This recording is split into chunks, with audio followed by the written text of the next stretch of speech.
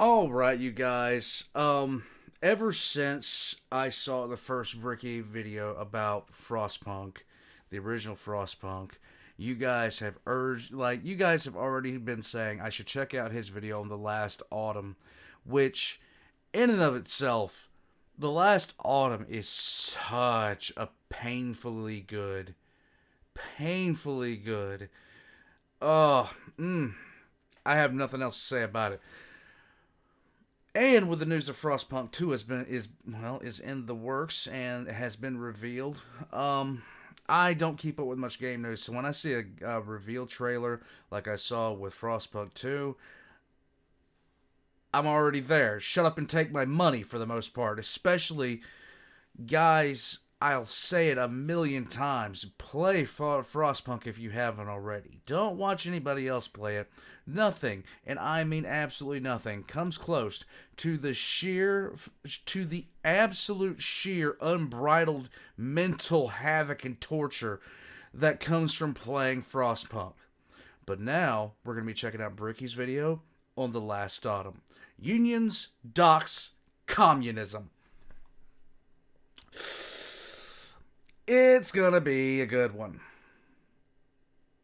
I know how this ends. Do you? Let's get into it.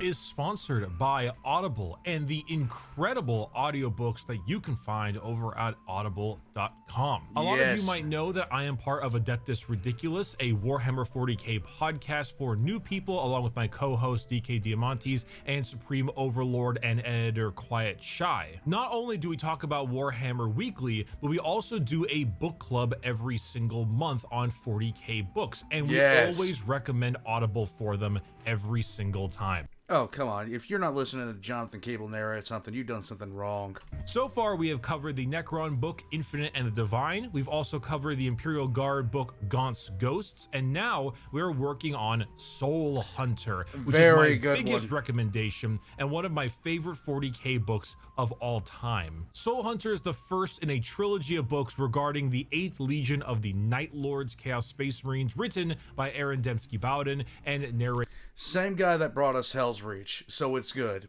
By Andrew Wincott, and he does a stellar job at bringing these characters to life. Yes, he and does. His incredible voice acting really carries the audiobook. These books are so good, they have gotten me to start a Night Lord's army myself, and if you would like to listen to this fantastic trilogy or the two that I mentioned earlier, visit audible.com/Bricky or text Bricky to 500.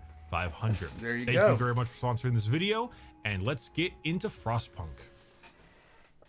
Hello everybody, my name is Bricky, currently running from the law for dressing up like an owl. The response to my Frostpunk video was incredible. It's not my highest viewed video in the world, but everyone seemed like they really enjoyed it. I really enjoyed making it, and so I want to ride that high of validation and create another one on one of their DLCs, The Last Autumn. The Last Autumn is one of the 2 major expansion packs for Frostpunk, and it is the far superior one. You are a subordinate of the IEC, and you are creating a generator over on Site 113 to house the people of Liverpool, and if all of that went right over your head, let me explain. The IEC is a Chad company. Why do I say this? Because they are literally listed as a Chad company on the wiki. What is Site 113? Well, it's one of the sites to build a generator at, so you can house the people when the Great Frost comes. What's Liverpool? Well, it's a fictional quarantine zone meant to house any kind of football fan that's a menace to society. And orcs. Which is most of them. Say the line, England. First and most evident, cold is not a factor. The Great Frost hasn't come yet. I didn't get that joke, and I'm kind of hoping that people explain it to me because I'm an idiot. And so you are having a beautiful, toasty 10 degrees Celsius, or what an Arizonian will call mild hypothermia for most of the game. So your workforce actually won't be getting sick from the cold. And also, you don't have to deal with discontent and hope. You now have to deal with discontent and motivation. Yes. This is not a game about survival. This is a game about time. The motivation meter actually carries with it positives and negatives, unlike the old hope meter. If motivation gets to the highest level, that third pip right there, your entire entire workforce is 30% more efficient, which is huge. They're 0% more efficient, just normal in the middle, and they're 30% less efficient at the bottom. Now, this doesn't mean you're not going to be doing your usual stuff for the rest of the game. You're still going to be gathering coal, wood, steel, steam cores, food, all that kind of stuff, but how you go about it is drastically different. You start off with, you know, your usual gatherings. You got lots of things like steel and coal piles and wood all around your work site, and you're going to start gathering that stuff up, but soon you will run out. And the first big change is actually going to be to food. Food is relied on foraging teams, which are kind of like Giga Scout Chads and outpost teams combined. Nice. They're groups of workers that you send out to go find different areas that might be full of food, like a lake full of fish or a herd of reindeer, and then you can go ahead and create an outpost there, and they'll constantly send back food like an old outpost team. As for the rest, you still have tons of trees around you for sawmills and the like, but the main difference is that all of your unlimited buildings are all gone. There are no coal mines, there are no steelworks, there are no wall drills. Anything that had just an unlimited resource generation is no longer there. This has all been replaced by the docks. Now, there are 4 spots where you can place docks. This is also including the fishing docks as well. So if you want to go ahead and have regular docks or food docks, you have to kind of mix and match. The docks are a special building that will constantly bring in resources of one of 3 types: coal, steel, or wood. They then take all that material and then load it out into giant piles, which you can then collect afterwards, either with using gathering posts or special reloading stations, which Seriously, play this game. are way faster, but haha, guess what? Steam core cost. Lastly, what about steam cores and new workers? Well, that is another awesome change the last autumn, the telegraph station. You are a formal employee. You are formally employed by a big company, so you can use the telegraph station to request supplies depending on your logistical limit and what they offer to you. These supplies are either workers, engineers, steam cores, and prosthetics once you get the loss signs, and they also have different varying like logistical limits depending on what you want. Workers, super cheap and easy. Prosthetics, not too hard either. Engineers, you can only have a few of them compared to workers, and you can have barely a single steam core with every single shipment. Every single 24 hours this thing will come over, and the moment it arrives, you can send out another telegraph with a small logistical limit that increases the longer you wait. So resources are now complete. How do you build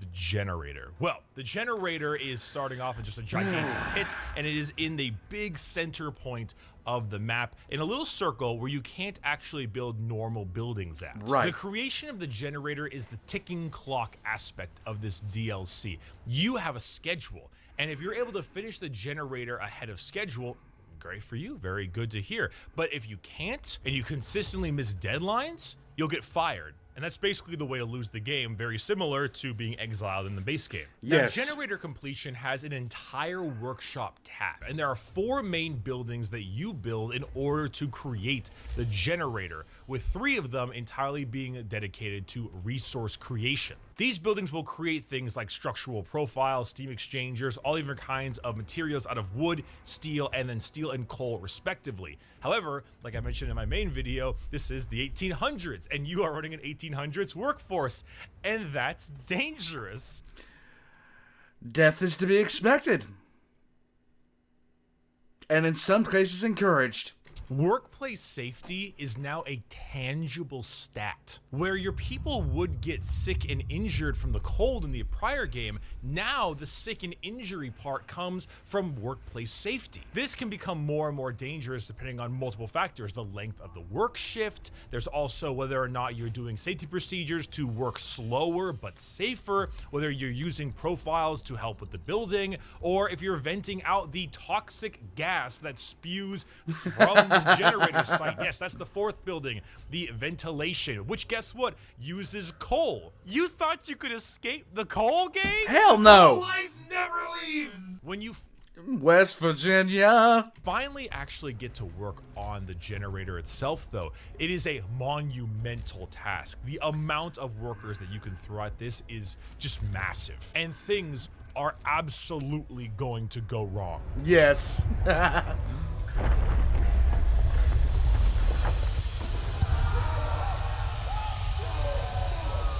Yeah.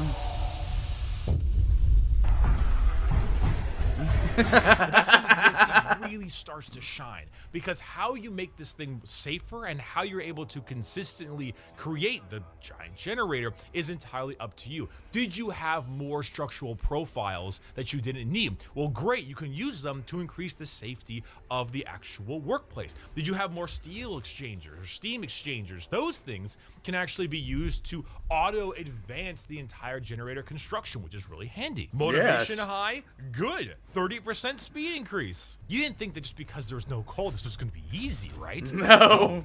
No, it's not. Welcome to hell. Frostpunk just happens to be going through its goth green phase right now. You think it's going to be easy? Workplace motivation is a lot like hope, obviously, where you have to fight it against discontent. The difference, though, is that not only is it tied to the actual efficiency of your workplace, but it is also a ticking clock event, because you're out in the middle of buttfuck nowhere. It's raining. It's cold-ish, not as cold as it's going to be. And things are rough for these workers. And workers are superstitious people, too. Motivation will fall every single day, and it will not stop. Just when you thought that everything was going great, you have in the regular game, you have the full hope meter, and you're feeling so good, and then something happens. You watch that thing plummet to it just goes through the crust of the earth like it's dive bombing, like it's trying to reach China from West Virginia. And you need to find a way to counteract that. Honestly, everything from the meals they eat, to having a place to wash, to owls, which you can provide an appropriate response to. Motivation is going to start to fall. Motivation falls each morning. So how do you counteract that? Laws, of course. And the laws have been retuned for a labor force, because instead of adaptation, you now have administration. Administration is mainly used to work with motivation and reduce discontent. A lot of the laws from the main game are here, but sometimes they're tweaked around a little bit. Medical laws are pretty similar, but you can actually do something. Instead of making a snow pit, you can actually just send their dead back to London, which helps with motivation and reduce discontent. Food can become hearty and give them more motivation. You know what? Just bring out the fucking cocaine. Do it! Do it! Why not? Just give them some cocaine pills. Hey, if it worked for the Germans, it'll work for me. On the other side, though, from administration, you also have labor. And labor is all about how you manage the workplace, either through efficiency or safety. You can actually create shorter shifts than normal, which will increase safety, but, you know, shorter shifts. You can do those safety shifts that I mentioned earlier, which are better, but they are also a little bit lower in terms of efficiency. You can also do the opposite. You could do longer shifts, and you can also do 24-hour shifts, but not in the old way, in the idea of you have the night shift and the day shift and they have to swap. But because of that, you actually are going to need far more workers in order to get that done. Yes. You're not here for that. No, you're here for the moral dilemma. You want to see how quickly you can become a monster in Welcome to hell. this game, just like in Frostpunk. And oh God. Have you ever felt like a horrible person when you're signing something into law? Yeah. Get ready for that sensation. boy, do I have great news for you. Out of all of my praise for Frostpunk, the one major fault I had was that Order and Faith, not that different. The Last Autumn rectifies this by basing it on how you want to run your workplace. You either have engineers or workers, and you need to decide who you want to lean on when it comes to workplace safety and efficiency. Right. Picking workers will actually have you create the workers union, and it'll allow you to help with things like getting the motivation up, making the workers happy, and also reducing strikes. Yeah. People can go on strike. And you know what that means? The workplace will simply not function. Rising discontent, that increases your strike chance. Bad workplace safety, that increases your strike chance. Give them double or triple rations. Give them the whole rest of the day off. Sign a law. You got to do something to get them off strike. And almost every time it's a pain in the ass. So if you want to help out the workers and side with the workers union, well, awesome. Happy workers means fewer strikes. On the other side, you have the engineers. And the engineers are the brain of the operation. You know, they're the smart ones. They have the degrees. They have the plans. They know how this works. They're very good at maintaining efficiency and safety. Unfortunately, sometimes they can be kind of stuffy assholes because they consider themselves higher ups. They're actually very good at assisting with safety and efficiency with the factory inspectorate, or you can have foremen that go around check on people. But obviously, no one likes being told what to do. So sometimes if you give the engineers too much power, your strike risk will go up. And of course, this is the low tier of laws. This is the early part before things start to get a little bit more worrying. And it gets really worrying, guys. Oh, sweet summer children, it gets worrying. What's that? Abolition of privileges. Yep. Engineers can be employed anywhere at lower efficiency, but anywhere. Ooh, propaganda time. Let's take a listen. Free man and slave, patrician and plebeian, lord and serf, guildmaster and journeyman. In a word, oppressor and oppressed stood in constant opposition to one another. Get away from that. Who let you in here? The people's militia. Let the people police our workforce. Let them provide a show of force to any troublemakers. Let them, oh fuck, go back. A healthy society must be free of parasites. For the good of the masses, enemies of the working class will be executed and made an example of. Soviet National Anthem.exe bass boosted.mp3. This really caught me off guard. Yeah, no. Oh, God. You're just sitting there and you're like, okay, this seems like a good idea. And then you're sitting there slowly starting to question. This doesn't look right. And then all of a sudden it goes from that to this. Just go, Bricky, go. One person, probably engineers, will be executed every single morning, and motivation will skyrocket all the way to the top every single morning. The thing is, though, I had to do this on my first playthrough. Motivation is tied to efficiency, and I was slacking so hard. I was behind schedule. Things weren't working out well. I was low on food. I was low on resources. I needed the motivation increase. And guess what? I still lost. And this scenario ramps up. It is horrendously deceptive. It's hard. While the Fall of Winter Home might be the hardest of them all, the last autumn lures you into this nice sense of security. Oh, there's no weather problems. You know, the cold's not here. Things are going fine. But it will ramp the fuck up with time, and it gets really difficult. Once that deception wears off, that death bell will chime. Oh, will it chime? But seeing this brutal and unique way that you eventually become like a fear-mongering communist workforce, it got me so curious and interested. What's the engineer side going to be like? And to my surprise, it's worse. Yeah. Overseers increase workplace efficiency, but a higher chance of strike. That makes sense. Security outposts make sure that the workplaces are safe. Or, you know, so they say. Class segregation. Engineers live in their own lodges, which will heavily increase their motivation. Okay, you're getting a little worse now. Strike busting. Armed guards and armed engineers will go out to get rid of strikes, and people will be hurt by this. Oh goody, a penal colony. Cheap labor. Yeah, it gets worse, guys. And you don't even need to worry about workplace safety. They're criminals. Just make them work. Rationalize healthcare.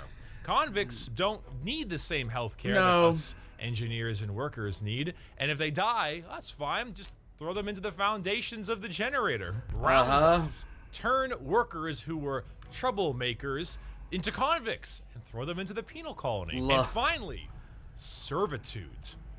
Look at this fucking haunting image. It's a labor camp. You get to create a labor camp. You have an ability called forced labor. You build a panopticon. I'm sorry, but I'm a little curious what the higher-ups are going to say when I telegraph them for some more workers, and when they're finally arriving, they see work makes you free on my fucking gates. Hell, listen to the shit. Welcome to hell. It sounds. It's so grim. Attention! Get to work immediately!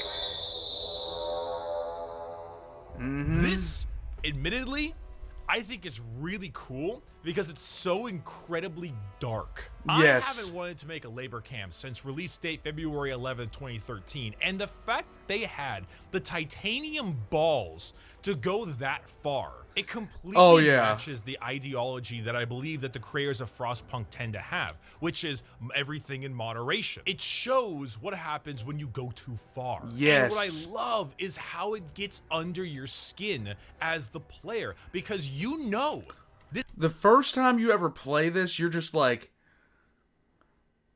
oh God, oh.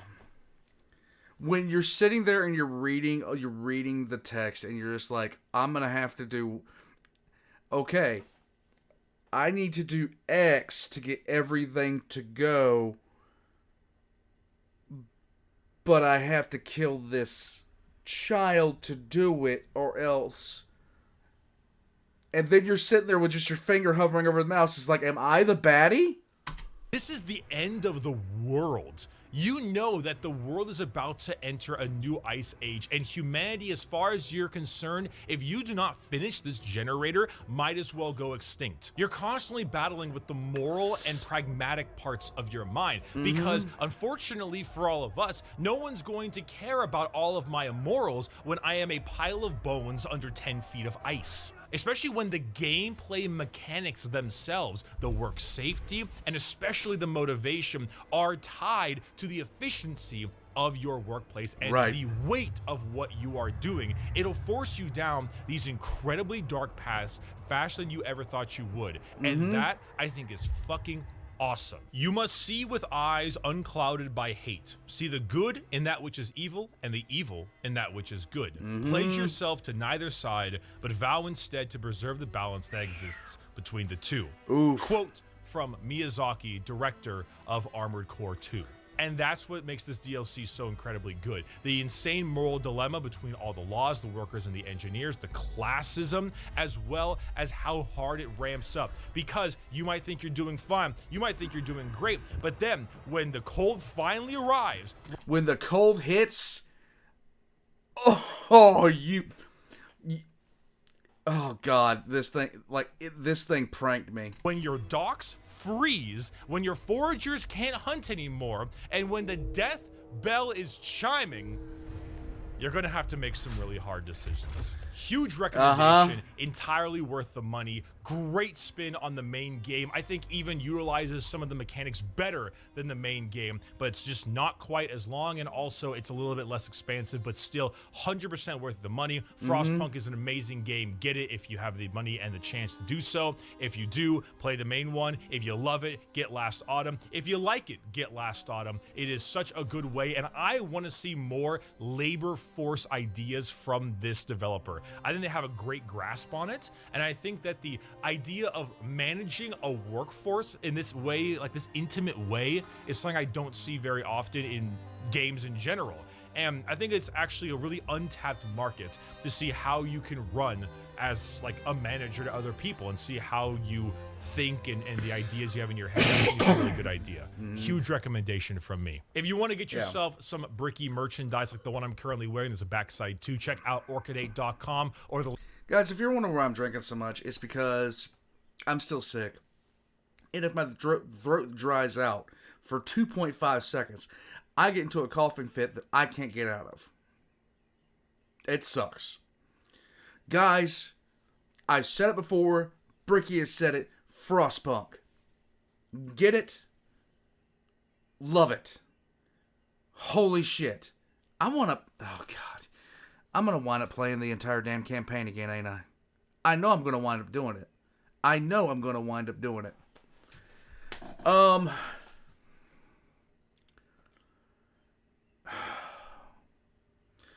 Winterhome might be the most difficult. I still think the base game is legitimately the best. Like, I think it's honestly one of the best, if not the best introduction to a game I've ever had before. The level of just pure insanity this game brings along, I love it. You will do that. You'll be sitting there just like trying to choose what's going to happen. And when, like he said, when that death bell starts ringing, oh my God, you're just sitting there like, I just remember the first time I played the game. I'm not talking about the last shot. I'm talking about the base game. I'm at the last level, and then all of a sudden, my generator blows up. It blew the fuck up. And I'm just like, just watching in just utter shock as this thing comes apart. And it doesn't go to a game over screen. It doesn't go to a game over screen. You watch the heat levels of everywhere plummet to the floor. It's -80 outside. Then you just start watching everyone die. And you're just like, you're just in shock at how bad this can go in no time flat. If you make the wrong decision at the wrong time, oh my God, you are screwed. And the storm, oh God, I still remember playing this game, even though I played it when it first came out. I played this game when it first came out, and I doubt I've played it since.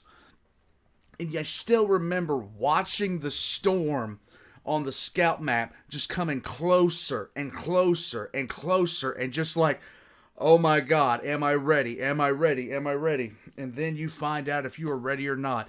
And when you come across that finish line with the tire generator overloading, and when you see the storm break and you feel your guts just unclench all at once, oh my God, it's the most satisfying. It's the most satisfying game I've ever played, bar none. Guys, enough of that. Check the description down below for Bricky's links. Check the description down below for my own. Frostpunk comes 1,000% recommended. Last Autumn comes 1,000% recommended. I'm out. I have nothing else to say. Catch you later, Warpugs. I'm done.